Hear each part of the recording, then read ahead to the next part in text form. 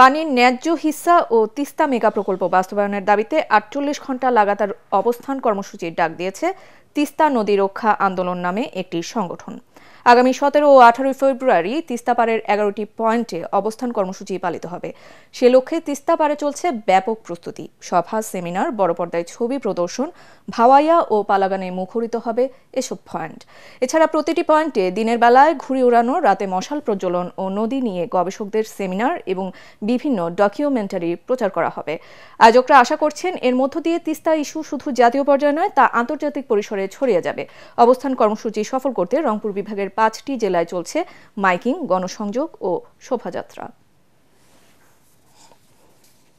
পানি বৈষম্যের কারণে আপনারা নিজেরা তাকিয়ে দেখছেন যে তিস্তা নদী মরুভূমি। আমরা দীর্ঘদিন ধরে দাবি করতেছি খরা মৌসুমে পানি দেওয়ার জন্য, বর্ষাকালে যে অতর্কিত পানি ছেড়ে দেয়। আগামী ১৭-১৮ তারিখ যে লাগাতার জনতার সমাবেশের ডাক দিয়েছি, আমি বিশ্বাস করি এই বৃহত্তর রংপুরের ৫টি জেলার লাখো মানুষ তিস্তা পাড়ে অবস্থান নেবে।